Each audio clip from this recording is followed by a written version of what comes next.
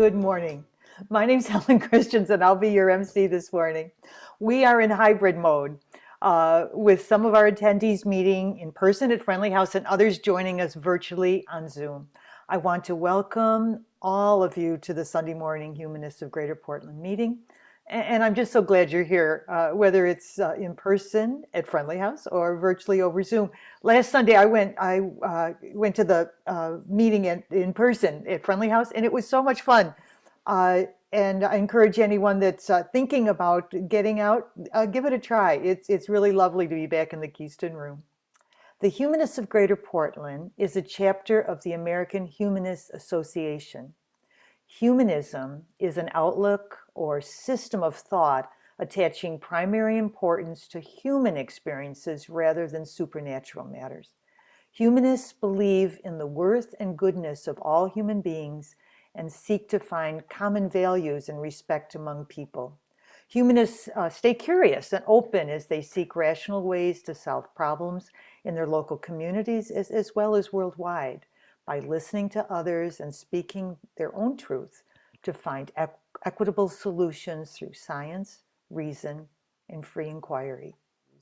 Dr. Peters' program today will especially address the humanist commitments of empathy, along with service and participation. Ann Henderson will be doing our reading this morning. Welcome, Ann. Thanks for doing this. Your readings are always so well received. Oh, thank you. And I want to say, yes, you're right. It's a political speech that I'm doing right now. It is from a pastor, Jon Peters. If any of you are familiar with him, he's a liberal Christian pastor. And this is what he's saying. I amended it to make it fit in our time frame. If the 2022 midterm elections allow Republicans to gain control of Congress, conservative Christians will decimate this nation, and LGBTQ people, Muslims, women, people of color, and non-Christians will never have equality under the law again. We will all be at their mercy, and they will no longer have any use for mercy. This is not alarmist, sky is falling histrionics. It is the clear and sober forecast from someone who knows these people better than anyone. Over the last decade and a half, as my theology shifted and my beliefs grew more and more progressive, I've been a kind of undercover liberal in an increasingly extremist movement that, while once relegated to minor fringe noisemakers, is at the precipice of Roman Empire level power. They are less than 2 years away from having a dominance that they will wield violently and not relinquish. Women will lose autonomy over their own bodies. LGBTQ people will have the rights to marry and adopt taken away. People of color will be fully squeezed out of the electoral process. Immigrants will be denied access to opportunity and refuge here. These are not creative projections. They are precisely what evangelicals have repeatedly stated as their intentions, and they're closer than they've ever been to having a rubber stamp. We can stop it, though. We just need a unity and coordination that transcends theirs. We need a sustainable, passionate, dedicated defense of humanity that rivals their relentless assaults on it. I hear many people say they are terrified, but being terrified alone doesn't do anything but help these people. Be terrified and get angry. Be terrified and get busy. Be terrified and go to work. Be terrified and fight like hell. I wish more decent people in America remembered they were among the vast majority instead of acting as if they were helpless victims of Republican Christians. We could defeat them, and we need to. We just need to stop lamenting how much damage they are doing and start doing something to oppose them. We've seen this play out throughout history, and we know how it ends. We know what unchecked religious extremist is capable of, and we know the cost of the silence and inaction of good people. We also know that when people are capable of we also know what people are capable of when they refuse to accept fascism and white supremacy cloaked in the Bible and wrapped in the flag. when they fight for something inherently good together. As someone who knows just how much these Christians have lost the plot of their faith tradition, believe me when I tell you that they cannot be allowed to steer this nation. It will not end well for the disparate people who call it home or who one day wish to. Love and equity and diversity are in the balance. It's time we made a choice. It may be the last one we get. Thank you. Uh, I would now like to introduce today's speaker. Dr. Jon Peters has spoken to our group many times in the past and is one of our most popular speakers. He's a great guy. Dr. Peters completed his family medicine residency in 1991 and recently retired nearly after 30 years as a family medicine physician. Dr. Peters earned a master's degree in biology in 1980 and taught biology at Laredo Community College before earning a medical degree at the University of Texas at the Southwest Medical School campus. He earned that in 1988. Dr. Peters is the recipient of several achievement and teaching awards, including the Master Teacher Award from OHSU Department of Family Medicine. He has also volunteered his time and expertise as a family medicine physician at the Wallace Medical Concerns in Gresham and neighborhood health clinics here in Portland. Dr. Peters, thanks for taking the time to speak with us today about navigating our healthcare system.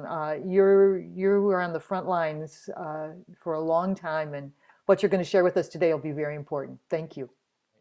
Well, thank all of you for coming out on a typical Portland rainy spring day. And for those of you who have taken some time out of your Sunday morning to come in on Zoom, I do have some cheat notes that I'm going to look at occasionally. The title of this is should be that we're doing navigating the American healthcare system and from a primary care perspective, which is not going to be the same for all physicians. But I think that as I thought about this topic, I was wondering if I were a patient, what I might want to know is what is the person on the other side thinking? You know, I mean, you've made an appointment, you probably come in, or you're doing a meeting by telemedicine.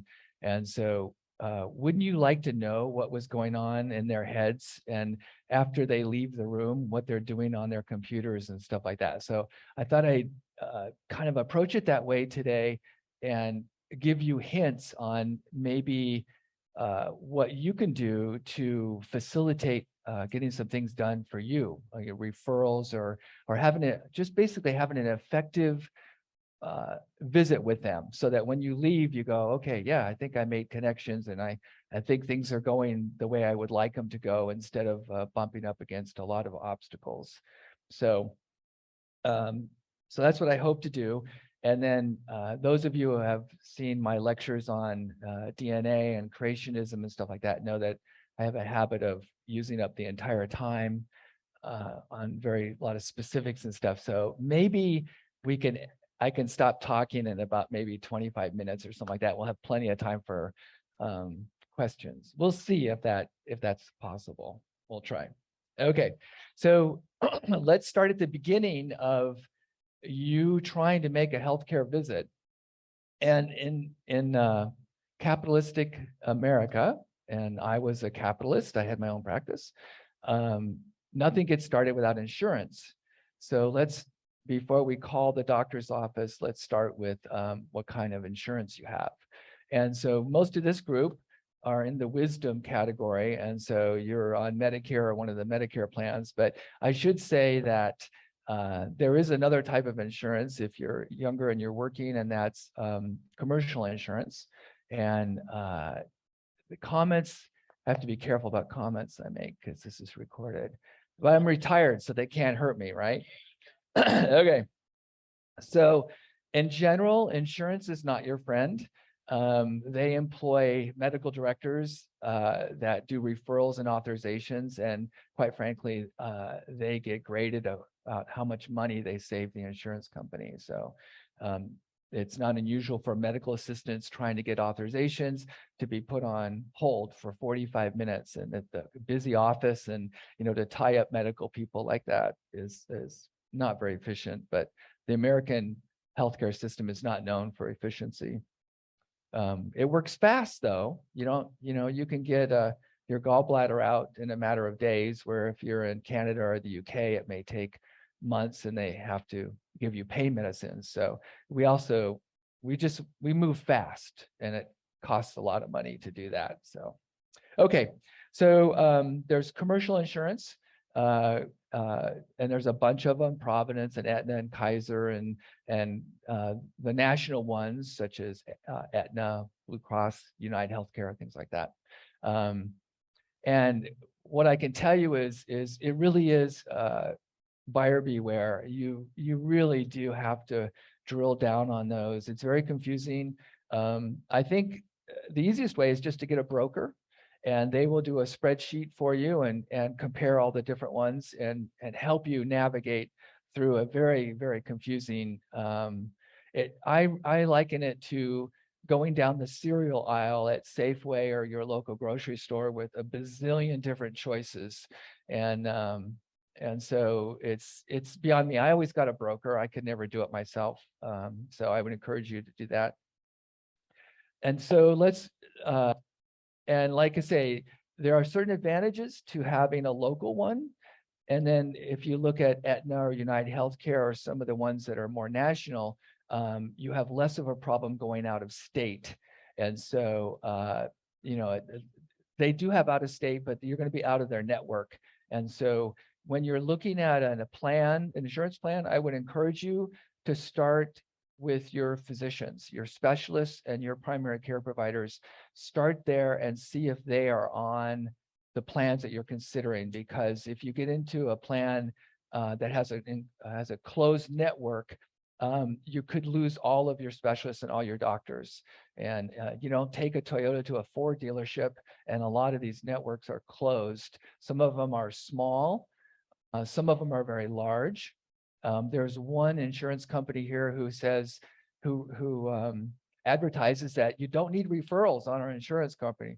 But what they fail to tell you is that no specialist is going to see you without a referral from your primary care provider. So yes, your PCP doesn't need to do that referral, but you're still going to have to go in and document through a chart note, which then gets sent to the specialists, that this is why you need to be seen, et cetera. So that's kind of misleading advertising to say that you don't need a referral, because you will eventually.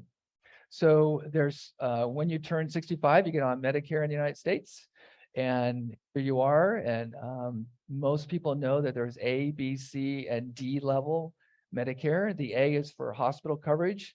The B is outpatient. The C is for the advantage plans that we'll talk about briefly in a second. And D is for drug coverage. And so that's where all of a sudden you realize that this is going to be complicated. So what's wrong with just going with straight Medicare? Has basic coverage. Well, what's wrong with straight Medicare is that most doctors won't take it. And it's all due to economics. They pay like 30 cents on the dollar compared to the commercial brands and stuff. I always thought when we were running our clinic that if we saw all straight Medicare, we'd probably be in business for about 90 days, because the overhead expenses and stuff, you'll just go out of business. So most physicians don't take straight Medicare. Or if they do, it's grandfathered in and they take a certain percentage, let alone trying to find specialists who take straight Medicare. It's, anyway, so the solution then is to add a supplement. And there's two basic types. There's gap programs that have letters, A, B, C, D, N, F, G, et cetera. And again, here you go with the broker to try and get a spreadsheet, Excel spreadsheet, to kind of compare all these. That does add another monthly fee onto the Medicare monthly fee, kind of doubles it usually. But that's probably the only way you're going to actually get in and to get healthcare effectively in medicine in America, is to have a some sort of supplement. And so there's the gap plans that give you a lot of freedom to go kind of anywhere you want, because most physicians take those, but they're more expensive than the Advantage plans, which is in that C category. And so the Advantage plans are a special arrangement that these plans have with the government to get money to basically manage. They're like an HMO sort of program. And so your premiums can be low or almost non-existent. They can cover dental, vision. They can cover drug benefits. So there's a lot of advantage to them. But as you know in life, there's no free lunch. And so if there's advantages, then there's going to be disadvantages. And most of it is control. So it may be more difficult for you to get referrals. You have to go through more gatekeepers, et cetera. And so again, you just have to look at those very, very carefully. And let me show you how things can go wrong. I know one person who lives in Canby, and he's on a very restricted plan, ended up with a health issue, and the plan made him drive to Vancouver to see the specialist, and then to Hillsborough to get his medical care. So there's another person I know who was 8.5 months pregnant, getting ready to deliver or getting close to that. And so she's in Vancouver and would have had to go all the way into actually Happy Valley area. And so they would, because she wanted to deliver with a midwife, and they wouldn't allow that back up in Vancouver. So can you imagine, this is her third pregnancy, and she gets stuck on the freeway on the way, because it's 25 miles and 30 minutes if there's no traffic. And so certain healthcare systems can have a big impact on you. If you're in a controlled network, you kind of give up your freedom for the cost of having lower cost. I know of another person who was traveling out of state. They had a local plan like Providence or Kaiser or Blue Cross Region that we have here in the Portland area.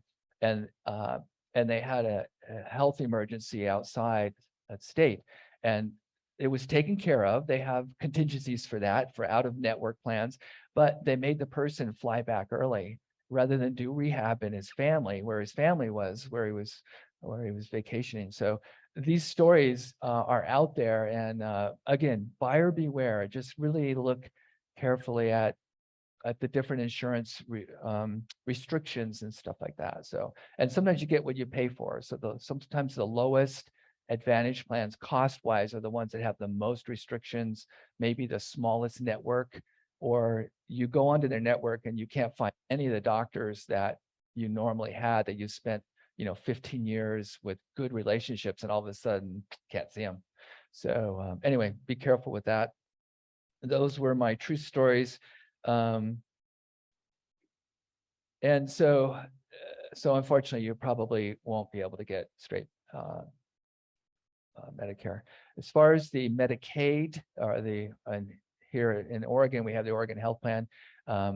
We didn't take that very much in our clinic, so I wasn't familiar with that. I do know that the time that we had it, we were very frustrated in our clinic because we couldn't find specialists. It was just terrible. We just couldn't get our patients on Medicaid referred out. But of course, those patients are on Medicaid plans because they probably don't have any other choice. Anyway, and if you have commercial insurance, look into the HSAs. I used one, and it was a wonderful savings vehicle for me. The health savings accounts, where you can actually put money away to lower your taxes. The money grows in the stock market. It's not taxed. It's another savings vehicle. And then when you can use it to pay for medical expenses out of it if you have a high deductible plan. And the nice thing is, when you turn 65, you can go out and buy your yacht and your cars with it, because it's used for anything, but you will get penalized because it's not a non-medical thing, but at least it's there for you. Anyway, it's so if you're in a high deductible plan, HSAs, and like I say, I'll be happy to try and answer some questions, but I'm not a specialist with the insurances. But from a physician standpoint, you're looking at reimbursement on the plans, which ones are, pay you the best, which ones have the least hassles in terms of referrals and stuff like that. And we'll talk about, if you get a referral denied, some hints on how you can get around that. And then the other thing too is again, when it comes to this buyer beware and the American healthcare system, I can use myself as an example. I had a medical condition that needed a specialized antibiotic a couple of years ago. And so I followed the rules. I went to the pharmacy that was the preferred pharmacy. I'd love to name them, but I'm not going to. And so I needed 2 weeks of this specialized antibiotic, and it was $730. So I just bit the bullet and I said, well, I got to have this, right? So anyway, so took those, and then the problem came back a week later. So called up my specialist friends. I said, now what I do? He says, oh, now you need 6 weeks. And I looked at it and I said, you got to be kidding me. So this time I let my finger do the walk-in through the yellow pages, which we don't have anymore. Anyway, and 6 weeks at Costco was $58. And so don't always follow the rules. You have to look out for yourself, and the same thing, I messed up my knee skiing in January and started calling around, the difference in prices of MRI scans, it's okay to go out of network if it's coming out of your pocket. So anyway, bottom line with insurance companies, they're not your friends sometimes. And so buyer beware. Okay, so let's move on to enough of insurance. I think I beat that to death. So let's go to the point where you have decided that you need to contact your primary care physician. You need an appointment. So the traditional way of doing it is to get on the phone and call up, and you get into, first you get that 911 message, right, which absolves them of any lawsuits. If you're having this, hang up right now and go to the hospital. So I don't think that holds any water, but anyway, it's funny to watch them throw that out. We probably did too.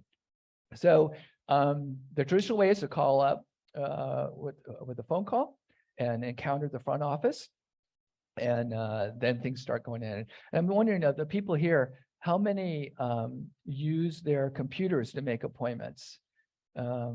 So it's okay, good. So I would encourage you, actually, probably that's the way things are going.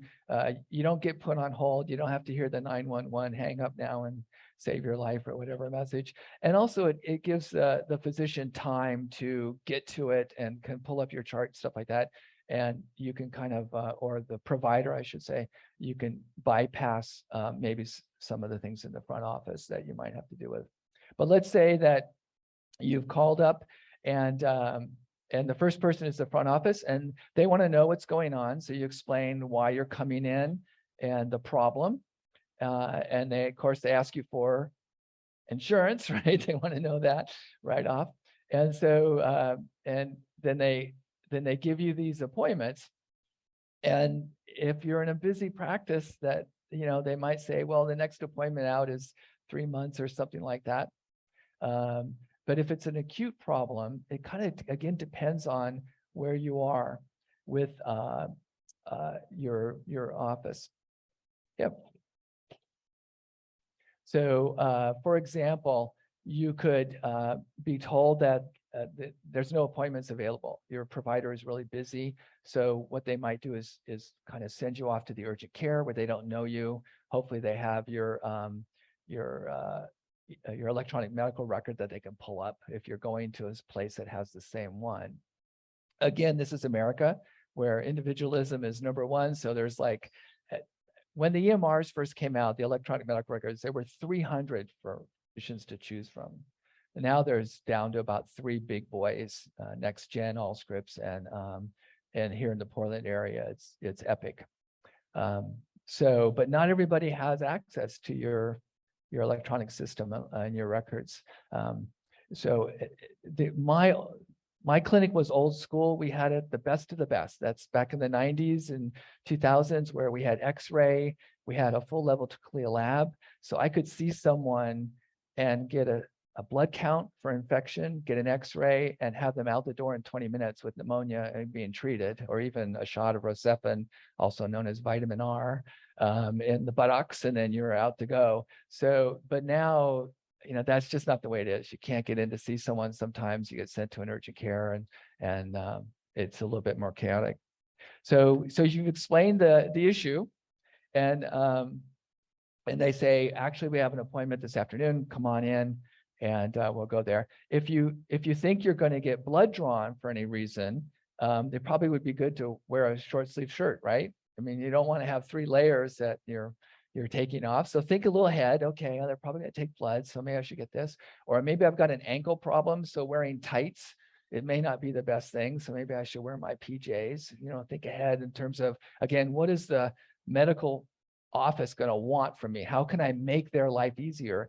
Because they're stressed out. They're getting referrals denied. They're getting calls from the administrators saying you're not seeing enough patients.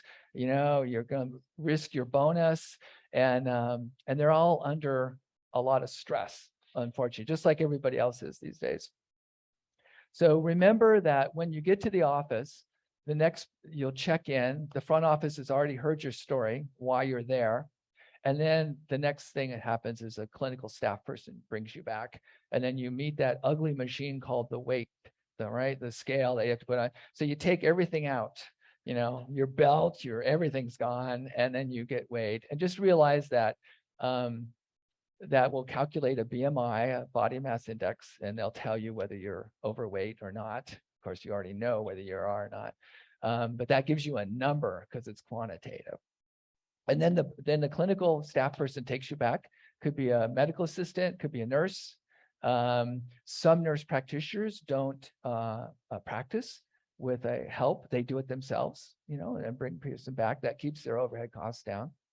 And then what he or she will ask you is, well, why are you here today, right? So you get to repeat the same thing over again, okay?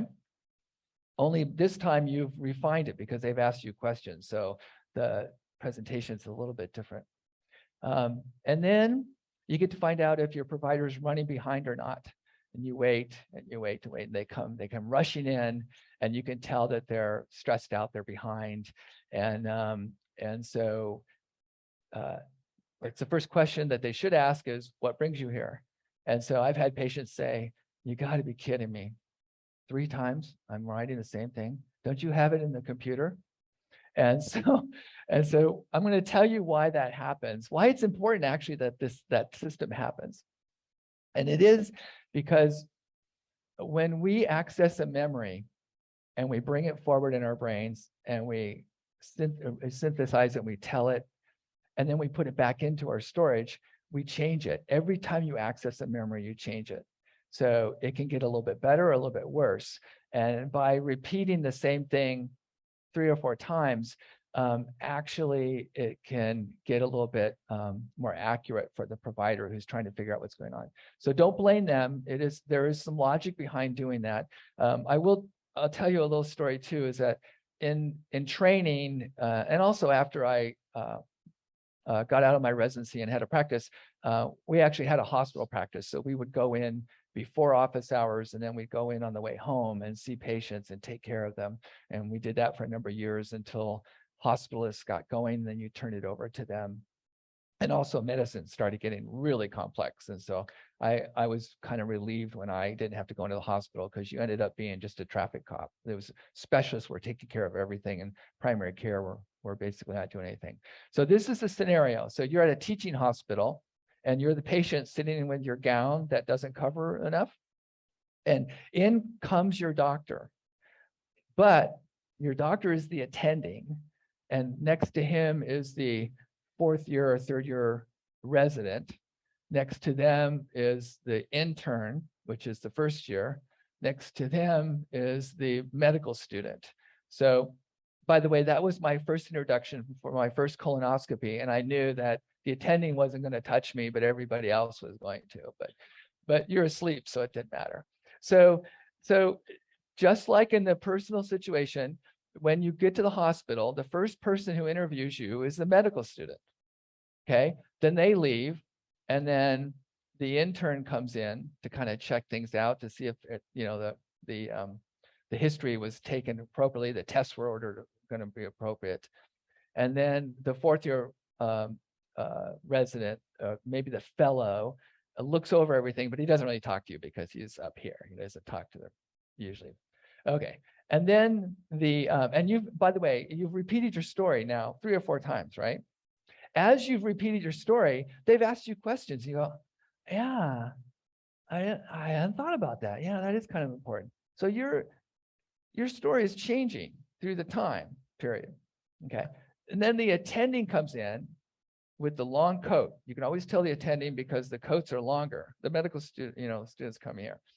So the attending asks you, hi, what brings you to the hospital today? And you have refined your history now. It is really, it's been through drafts, and you tell him. And so the intern, who is going to be graded on how well he handled this case, is over in the corner jumping up and down saying, you liar, you didn't tell me the right stuff. Anyway, so that actually happens. So here we're back into the office, primary care office. Okay. And your provider can be a nurse practitioner or a physician's assistant, PA, or an MD or a DO. Those are usually the 4 that you get. And people would ask me sometimes, well, which one is better? And nowadays, they all have pretty good training. And so I would say find a good one. And, you can get less than optimal providers with any kind of degree behind them. The nurse practitioners come out of nursing schools. They have a doctor of NP now, and they approach it more from a nursing aspect. The PAs are amazing. They train with doctors. They actually take some of the same courses. There's usually a 2-year program. I don't know if it's going to be extended or not. And then back 30, 40 years ago, the mythology with doctors of osteopath is that they were the ones who couldn't get into medical school. So then they went and got into a DO school. And I think so. There was definitely some issues there where they're not as well trained. But now a lot of the primary care residencies are half full or more with DOs. And so again, just find a good one and stick with them. And by good, I mean that they'll be thorough, that if they don't know what's going on, they'll reach out to other people.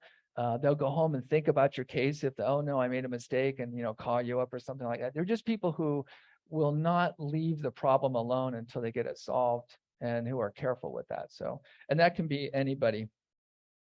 Now during the visit, if you feel like things are not going right, there's absolutely a tremendous tendency, it's everywhere in the room, that you cannot question what's going on. Well, it's your body, it's your visit, it's your time, you're paying them, or your insurance company is through your premiums.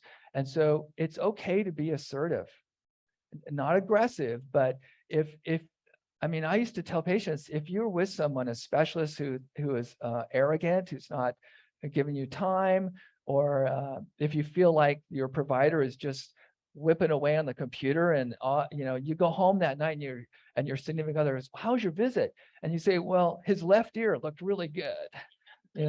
And so if things are not going well, you could even stop it and say something like, I just feel like we're not connecting. I feel like you're not hearing me. I want to be honest, I just don't feel like this visit's going well.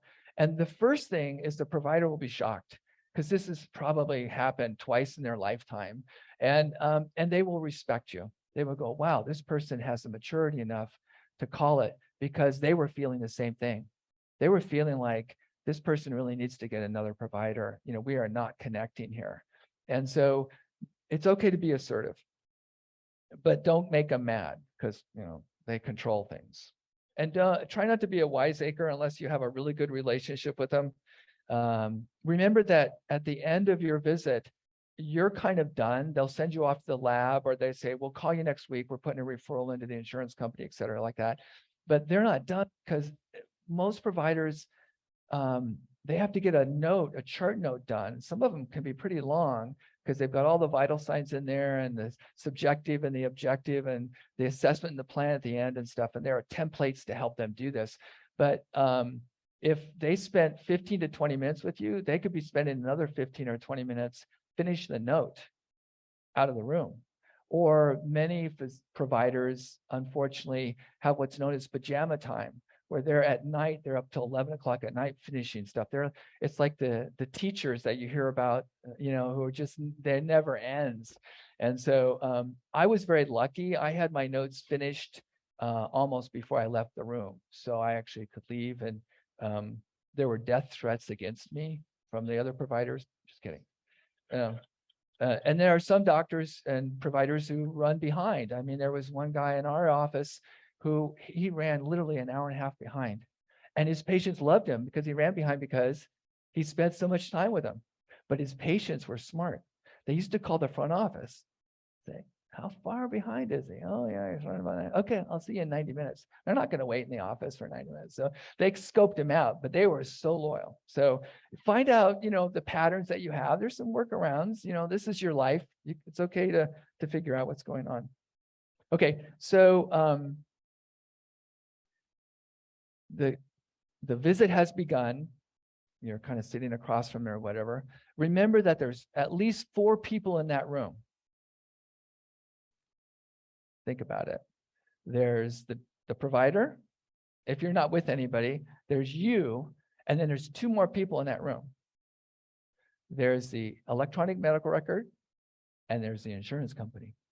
They're just invisible. And I can call them people because the Supreme Court says that corporations are people and give money. So I just throw that out there. Okay. So there's actually, you may think that you're just dealing one-on-one with the physician, but you got tentacles out you got to figure out what's going on with your visit. What is going on in the back of the provider is to figure out as quickly as possible what the problem is, because they've got 15 minutes if it's a MD or DO, and the nurse practitioners and the PAs sometimes take have a half an hour to actually see you. And they're also, if they're smart, they're banging away on the EMR a little bit, or the EMRs will allow patients to pre-chart the night before, so that when they get in there, they don't have to type in as much. It's already pre-populated with what's being entered in. But of course, that just kicks the problem down the street, right? Because that still means they're at home working a time that is taken away from other things they could do, but at least it saves some times with you. Okay, so when a patient comes in to see me, and the first thing I've got to figure out is, how dangerous is this? Is it an ankle sprain, or is it cancer, or something else that I'm going to have to really spend some time with? So they formulate in their minds what's called a differential diagnosis. And those are the possibilities, just like if there's smoke coming out of your engine, is it, is the engine blown, or is it ran out of water? Do I have a head gasket that's blown and there's water leaking into the oil? What color is the smoke coming out the tailpipe? Is it blue or white? There's, different things. Same thing is going on with the provider. They're running through a differential diagnosis in their head. And it's a kind of it's a semi-algorithm, and it depends upon how well you tell them things. I taught medical students when I was had my practice, and I used to tell them there's the 3 most important things in primary care are the history, the history, and the history. It's sort of like real estate. And so the labs and the tests ideally are to confirm what you already know. I mean, sometimes you order them because you just don't know what's going on. But hopefully, by the end of the visit, you go, okay, I know what I'm going to find. Let's just do some tests to confirm what's going on in the perfect world.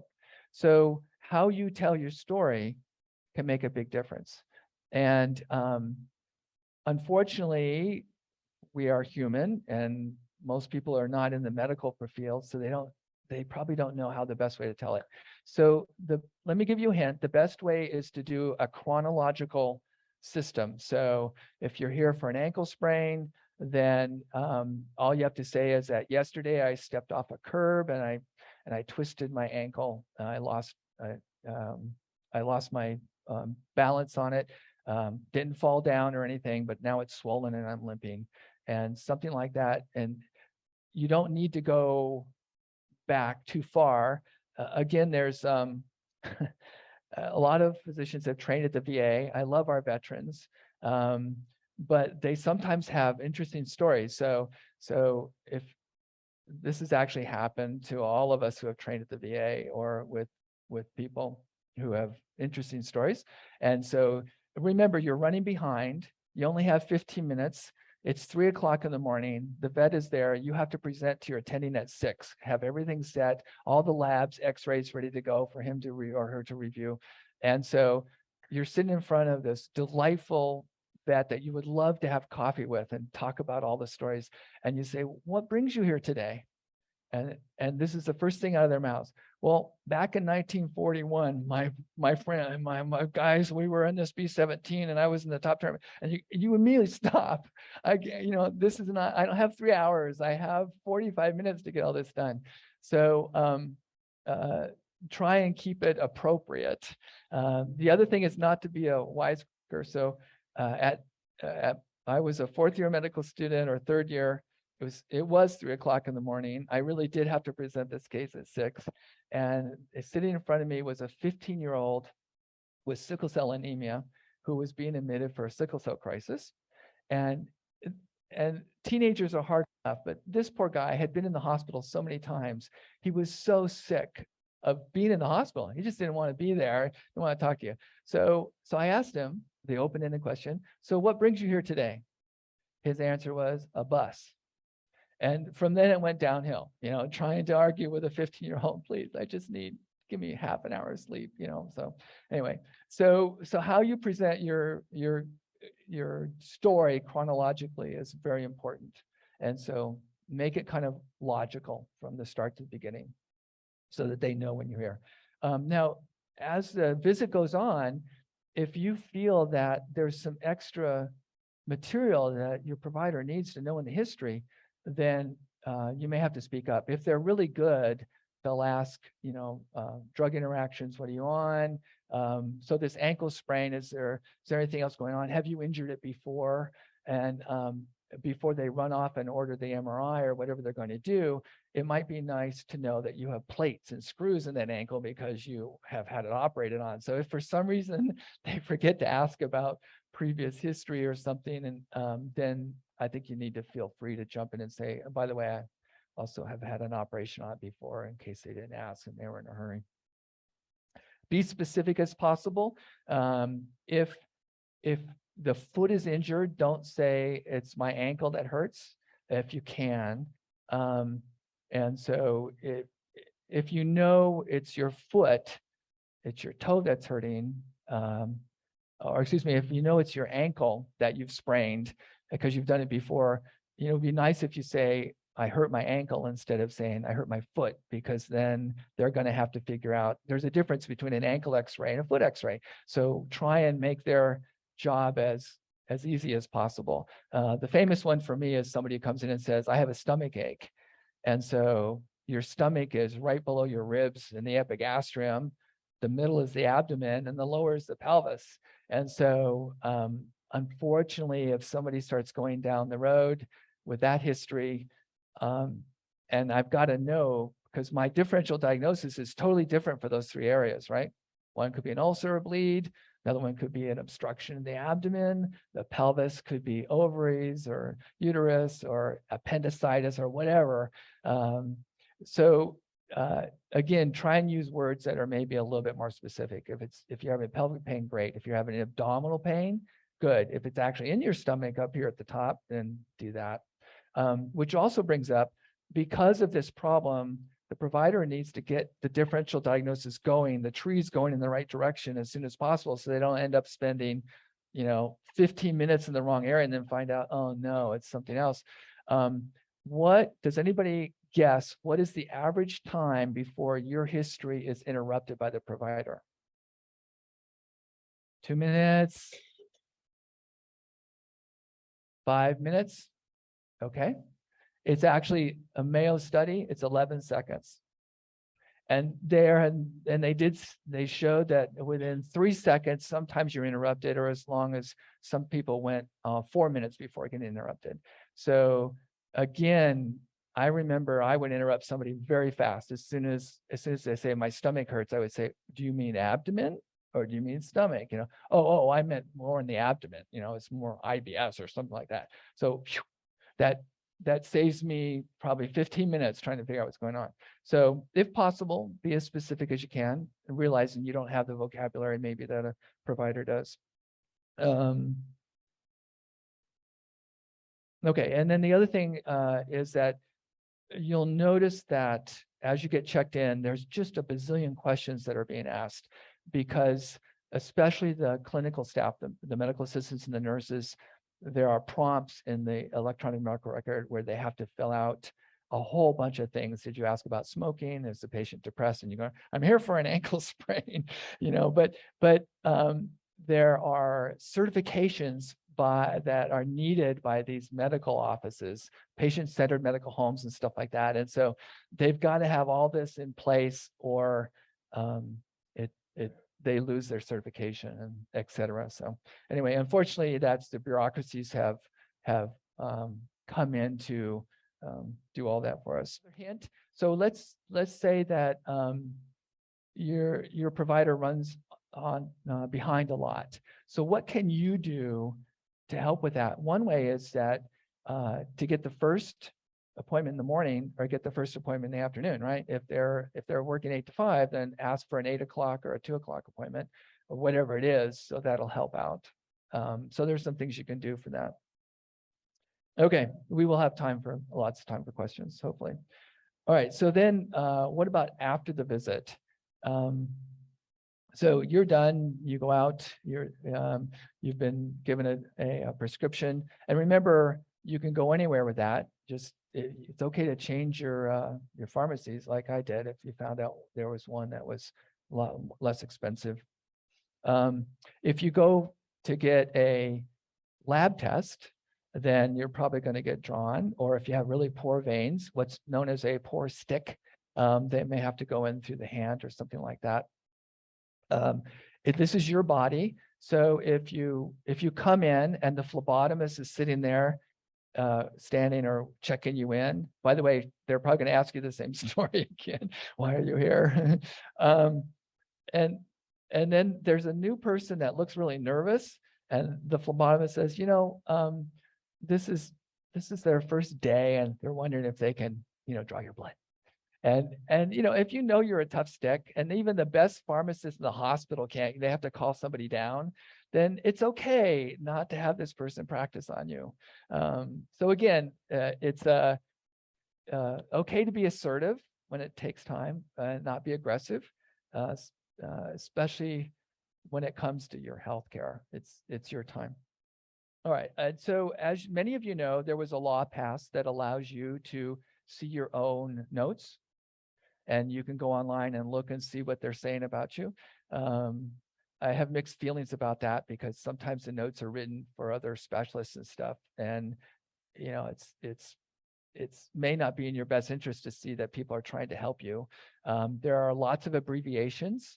That was one of the nice things to know when you get through medical school and residency, to know how to read a chart note that had no words in it. It was all just abbreviations. And the people who deliver babies are especially known for that. I remember putting a whole paragraph together. It didn't have a single word. It was all mnemonics and everything else that you could read. So because patients can now read their notes, they have a right to do that. They're trying to get providers not to use abbreviations anymore. The one SOB is in there. There's actually been patients calling up physicians and doctors and screaming at them, "I am not a son of a," and no, that stands for shortness of breath. Has nothing to do with that other thing. These are true stories. CHF stands for congestive heart failure. It doesn't mean that you're checking out tomorrow. People with CHF live for years and years and years. I wish they would call it struggling heart, and not like you're gonna, check out. Anyway, And then there's all kinds of abbreviations. WNL stands for within normal limits, or if you're in party to what's really going on, the joke is it also means we never looked. So there's all sorts of things that would be nice, but we're not going to do that. And then obviously handwriting notes have kind of gone out, which is good. I mean, I had a partner that, I kid you not, they were hieroglyphics, some sort of cuneiform that I mean, it's amazing. Only his nurse was the only one who could read them. Nobody else in the whole clinic could read them. But now with EMRs, there's that. Unfortunately, the EMRs are just like Google and Siri and stuff. They'll sometimes populate the word, which is not what the person was dictating.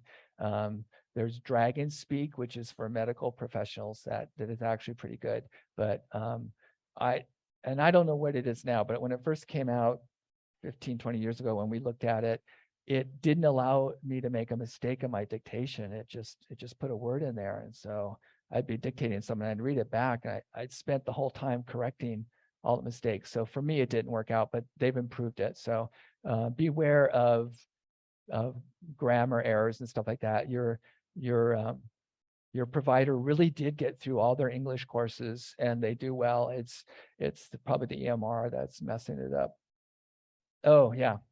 So here's a good example of the agendas not matching up. You haven't seen your provider for months. Some things have happened.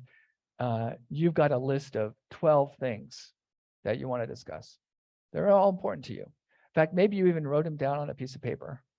And so you make this 15-minute appointment and your provider's running behind. Maybe they just had a yelling match with somebody who wanted their benzodiazepines or their opioids a little bit early, and they're just like, I don't like this job anymore. And so they come into you and they ask you the open-ended question, what brings you in today? You don't say a bus or a car or a Chevrolet. You say, this is what it is. And then they watch you take this paper out. And then you look at their face and it's kind of like, oh, no. And so if they're smart, there is a way to have your cake and eat it too as a provider. And that is, you just let the patient get all 12 of them out at the beginning. Just say, okay, let me take you a look at your list and stuff like that. Because nowadays, the front office will tell you, look, this is an appointment. You only get, 2 visits, and then the medical assistant who's putting you back also repeats. And then I've seen in one exam room, I saw a notice on the wall, on the board that said, you only have time for 1 or 2 visits. And then the provider comes in and you hit them with 12. So right away, the whole visit is going downhill because they're not going to like you. You're going to put them even farther behind. So realize that you would never do this to your mechanic. Make an appointment for an oil change. And then, by the way, the transmission's making this noise and there's a leak in the front radiator. You have time to take a look at that? So you wouldn't do that to those guys, but people do it to providers all the time because they've got copays. If they're working, they've taken time off. Maybe the provider is hard to get into. And so you've waited weeks to get in there and then doing that stuff. So pick out your top 2 or whatever. That's probably all that you're going to have to deal with. The other thing is the problem is if there's a different agenda. So you've been talking about your rash and some other things. And then this is a kind of joke within the medical profession is the provider has their hand on the doorknob, and then the patient says, oh, and I've had this chest pain for the last 3 weeks. There goes the day for the provider because they can't say, well, come back tomorrow. They've got to address it right there. Everything that you were talking about for the last 15 to 20 minutes, whatever they were, rashes, your IBS and stuff like that. Now we've got potential angina. They've got to get an EKG, a chest X-ray, labs. I mean, just their whole brain just went. So don't do that. If you've got a list of things you want, make sure that the priority one is up there, or the ones that you think that they think is going to be the major one. Oh yeah, by the way, I've been coughing up blood the last 3 weeks, and it's like, No, don't do that. Anyway, use telemedicines, especially for simple referrals. Oh, another hint here, and that is the insurance companies have split the visits into preventative and diagnostic. To encourage preventative visits, they've sometimes waived copays. They encourage them. Whether a preventative or a sports medicine needs to be done on a 22-year-old, I think there's lots of data saying that they've gone overboard that. But if you're middle-aged or above 65, then preventative visit once a year is probably pretty good, because they need to look at cholesterol, look at your skin for moles. It is preventative. But you, again, have your agenda. You haven't seen this person for 6 months to a year, and you want to talk about some problems during your preventative visit, which in the old days, 20 or 30 years ago, your complete physical was complete. You did everything. But now there's a split. And to tell you the truth, it's probably pretty good. Things have gotten so complicated that just for the provider to keep track of all their preventative things, the mammograms and the skin exams and the cholesterol, and review your chart, go over everything, it really does take the whole hour, the whole half hour to do that.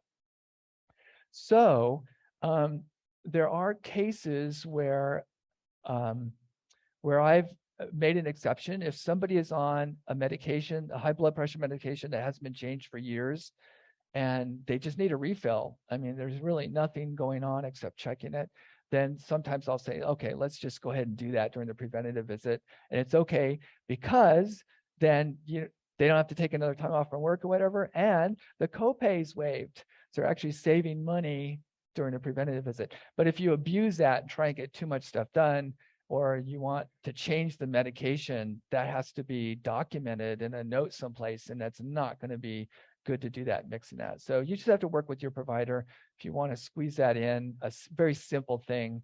But if it's going to be a diagnostic, then you can have problems. And by the way, this was a long time ago, but I had a patient who, I swear this is true, who we talked about an ankle problem. I don't know why we're on ankles this morning.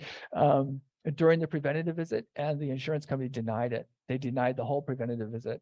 So we got an excited phone call from that patient. $400, this is coming out of my pocket. Anyway, we were able to rebill it and do some things. But just remember that there's a reason that you don't bring up problems during a preventative visit. It really is there to the tires and check the oil and do all that kind of stuff. Okay. It's okay to ask for alternatives too. So if you've got a really expensive drug, go ahead and ask them, is there anything else that I could do for that? Okay. And then the last thing is denials by insurance companies.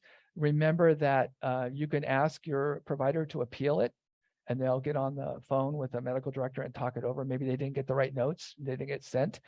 If it still gets denied, you can even go above that and ask for the insurance commission, stuff like that. And then it goes down to the headquarters in California or wherever the insurance company is. So you can keep appealing if you really want something done that's not getting done.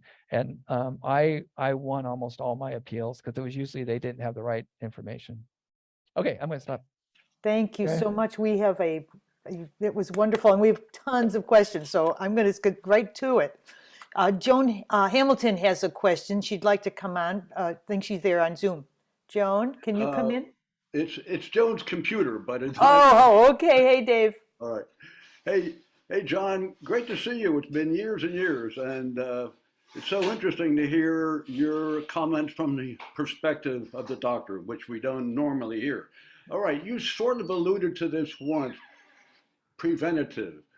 Another similar term is lifestyle medicine. And I went to Kaiser last year because a doctor I like to check in on online said there's only one major medical organization in the country that promotes healthy lifestyle, Kaiser. So I went to Kaiser. Did I have that experience? Not at all. So I went back to OHSU this year. It's a growing movement, but I think still pretty slow in the medical world to talk to patients about their lifestyle, their diet, their physical activity, their stress level, rather than just prescribe something. And then because the doctors are worrying, and you get this sense all the time, they're worrying about keeping up with their 20-minute standard appointment. So what about promoting lifestyle, John? And what's your thinking about that? Very important. I think that again, it's usually a time problem. There just isn't enough time to address the things like that. I mean, I think if we all ate like we should, if we all ate correctly and exercised, etc., I always thought that maybe 80% of my visits wouldn't be there. Cut out the alcohol, the cigarettes, had enough fiber, didn't get constipated, you didn't get ulcers. I mean, just goes on and on and on. So in the real world, yes, if we had visits that were more prone to that. And I know alternative medicine practitioners are famous for trying to slam MDs and DOs and they're not interested in preventative, they just want to prescribe. And that's actually one of the problems. They did a study of patients who were on high blood pressure medicines in primary care providers' offices, and they found out to their surprise that 50% of them were not at goal. The doctors were prescribing, the patients were taking their medication, and it turns out that doctors don't like to have patients on polypharmacy, a whole bunch of pills either. And so they're trying to get by with one.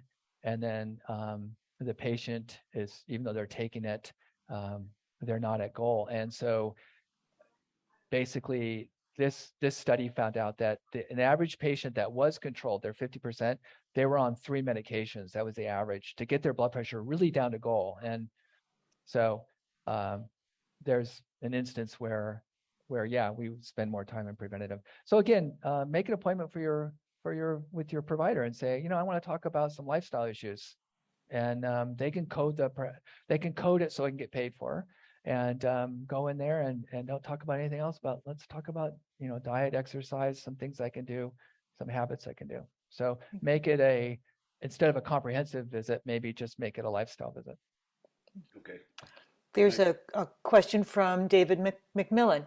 Can you comment about getting less expensive prescriptions filled by mail ordering from Canada? Yes. So what I know is that the U.S. tried to shut that down by stopping them from using Visa, MasterCard, and then the Canadian pharmacies did a workaround. And I actually referred patients, especially 15, 20 years ago when there was a huge difference in the prices. You can still do that sometimes they have a way of getting around the credit card thing now. So yeah, you just got to be careful. Again, some of the Canadian pharmacies are in India because they use a Canadian name, but who knows what you're getting? You could be getting unregulated drugs or from wherever they're coming from. So you got to make sure that it really is a Canadian pharmacy.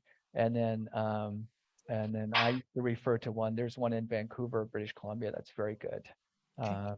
That I had my patients dealing with back when a certain medication for use under the sheets was really expensive in America, and we couldn't get the generics, and so you could go to Canada to get it. So offshore pharmacies may work really well if you're careful about where you're getting them from. Okay. I have a question from Willie. Do I get different end-of-life care at Catholic hospitals like St. Vincent's, different from a secular hospital? Oh, that's a good question. I probably, as far as end-of-life care, there should be one would think there would be a difference. I do know that several Catholic hospitals have been sued because women showed up bleeding and they would not complete some if the fetus has demised or is going that way, there have been some rare instances where they turned him away. We had a physician in our group that worked for a Catholic. He was an employed physician, and they had no problems giving out birth control pills for birth control because they basically lied and said it was for dysmenorrhea or something else like that. So I think it's really sad that a lot of the hospital systems in this country are now are aligned with certain religious organizations. And yes, there is some push back in terms of what kind of care you're going to get in certain areas. But they also give really good care in other areas too. But it's sort of like a separation of church and state. It's a separation of state and hospital systems, and it does have an impact. But as far as end of life, I don't know how. I would predict that they would go the route of palliative care and keeping you comfortable all the way through, so you didn't suffer, and then not offer a doctor-assisted exit.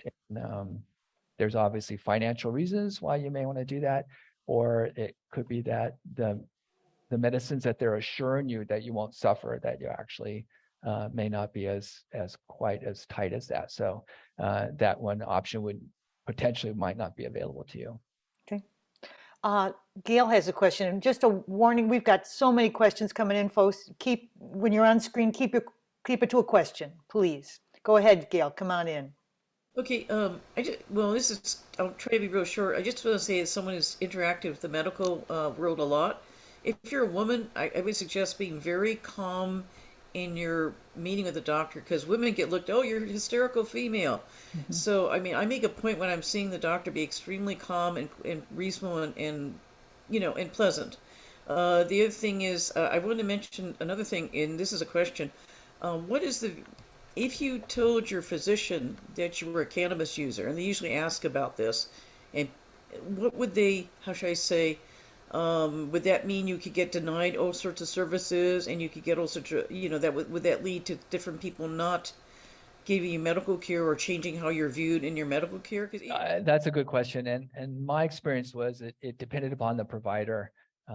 Personally, it's recreational here in Oregon. That's not going to be true out of state at other states. And so if it's not being abused and it's, somebody's using it for pain control or to help with sleep, I was all for it. But there were some providers who felt that maybe the patient had an addictive personality or something like that, and it wasn't in their best interest for that. So it just depends. And then I don't know what people are doing now in Oregon for drug screens at work. I mean, it's that THC is in there in the fat cells for 2 weeks or so. So that's another gray area. That what do you do? It's safer than alcohol probably. So yeah, I think the bottom line is, again, finding a provider that aligns with your style and your goals.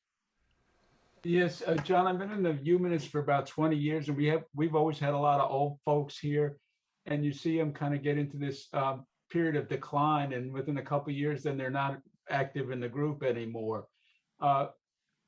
I don't want to try to doctor these people, but I want to try to encourage them to do what they can to prevent that decline. Is there anything that you as a doctor would recommend as what kind of social support we should give people so that they will take proper advantage of the medical system as a good friend?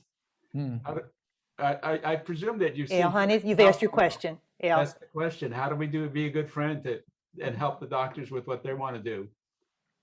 And again, with primary care moving into these patient-centered medical homes where they're more integrated, so sometimes they have access to a social worker, all sorts of nurse practitioners and stuff, that addiction specialists and things like that. So if you find yourself depressed, isolated, socially, you don't have the same contacts that you had in the past, then yeah, reach out. It's amazing the resources now that the primary care offices have. And in fact, my model of primary care, independent doctors have almost gone away. They're all employed now, which has some disadvantages to you, but it has a lot of other advantages also, in my view, in that there's more support than just a doctor or 1 or 2 or 3 doctor office. They can't afford that structure.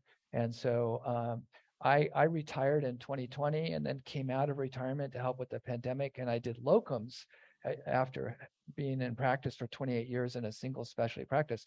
And the locums, they had wonderful people, allied people to help out with the things where they would be calling you and stuff like that and plug you in. So physically, I would say as you get older, keep moving. I think we rust and get stiff and stuff. So, force yourself to do those exercises and stretching and stuff like that.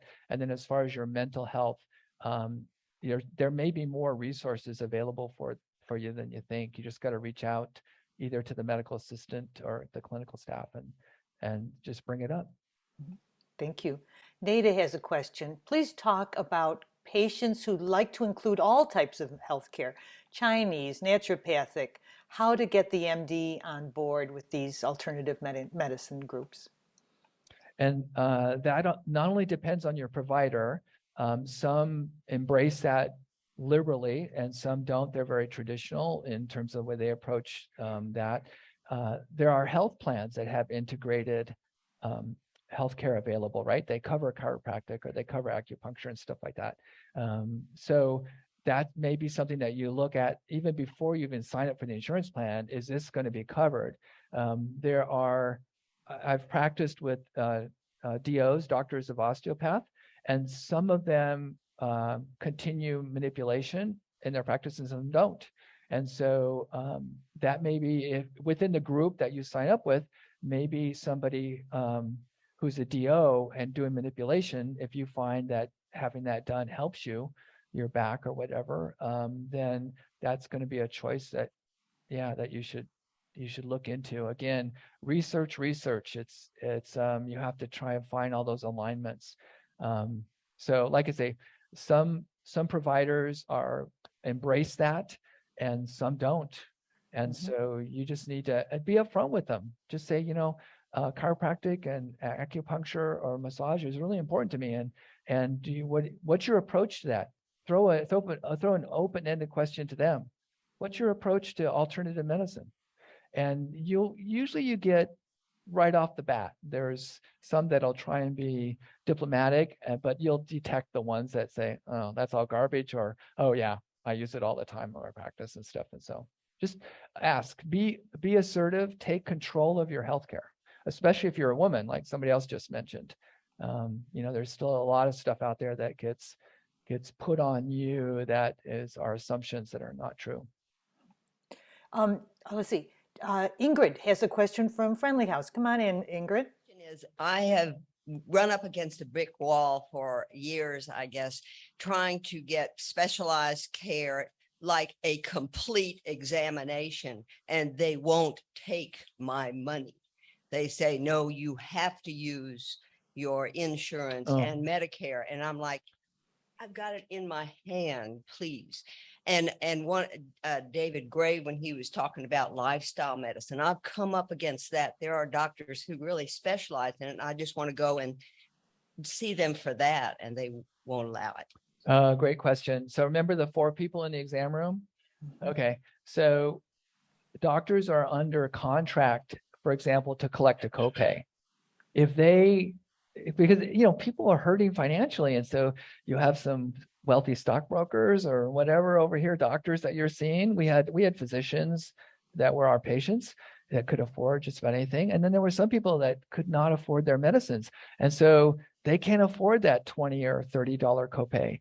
And so what you want to do is you want to say, I can afford not to collect that copay. Let's just kind of brush offside. If you do that, you're in violation of your insurance contract, and they can drop you or do everything. So your problem is you're running up against the 4th person in the exam room. And so a workaround would be to find a physician who doesn't take insurance. And those are called boutique practices out there where they, if you have enough money, you can give them $600 one-time fee, and they will cover everything for the entire year.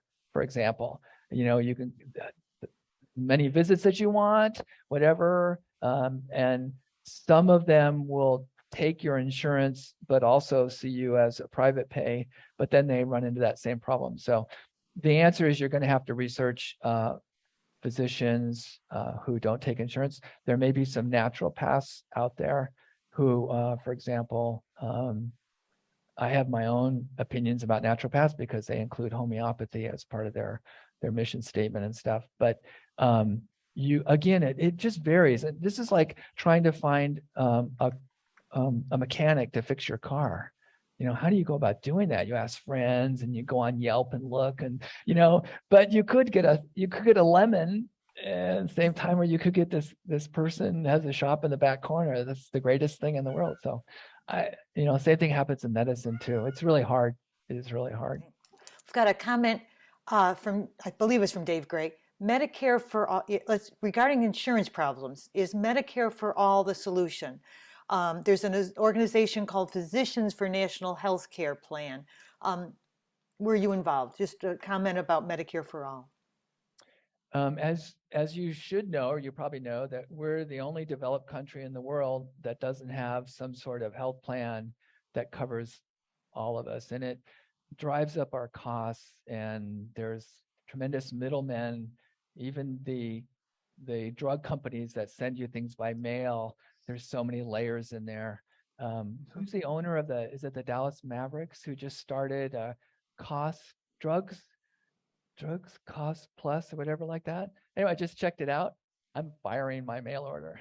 It's about the same. And the thought of me putting in all that money into these major mail order places where they go to the government, they say, well, this drug is $120, but we can get it for $70 and we'll sell it to the patient for $5. This is such a good deal. Well, the government pays, I don't know if this is what happens, $120, and then they distribute it to all the middlemen. And then you go, I'm only paying $5 for this drug. Well, yeah, no, you are, through your taxes or whatever. I think that's how it works. So anyway, the Dallas Mavericks owner got tired of this and decided he was going to do something. So he's created a company online now that gives it to you for cost plus a couple dollars shipping and 15% what overhead. So that's another thing you can do. Again, you just got to, welcome to America, right? Where you have to research the heck out of everything because it's not standardized. So I think some sort of a double tiered system, I think would be the way to go to cover everybody. And we already know the overhead costs would be a lot less than private. But I think the healthcare system in America is like the 6th GDP of the entire country. And so I don't know how you disentangle that. It's like the military industrial complex is the reason why they sub it out to the cities all over the country, is that it's a benefit to the people in those various cities to be able to have that. And so anyway, I don't know if that answered your question, but yes, we should. And eventually we're going to have to do it because the costs are rising so much that it will literally bankrupt this country in the future if we don't get healthcare costs under some kind of control. So it'll probably have to break in a major way and just implode before they come up with something better. A final question here. Oops, yeah. If you could give any experience about the virtual doctor visits useful, like the Zoom doc, the telecommunication or the telecalls. Do you have any experience there, and do you have any suggestions for making these virtual visits more effective? Yes, I was using them a lot the last 2 years, obviously with COVID. So they're great if they're used for what they are, such as if you've got a medicine that the patient and you're just getting a refill on it. It's something that they need all the time. And for them to come in and do that documentation is probably a waste of your time and theirs. And most of the providers that I watched doing the telemedicine, because I was in a pod the last year and there were 3 or 4 of us, they could run those more efficiently. And then every once in a while you get the patient who just wanted something prescribed, and it's obvious that if it's abdominal pain or they've got a sinus infection and they're going to need an antibiotic, you think they have a sinus infection, but maybe they don't. And you're trying to get through this, or a rash. Doctors can't even describe rashes to other doctors most of the time. And so, and so they're holding this up and they've got a 20-year-old iPhone, and it's like, trying to figure out. So that's happened. And so, they've got to come in if it's abdominal pain or it's a weird rash or something like that. But yeah, telemedicine visits are great. If it's just a routine thing, refill, and they're on autopilot.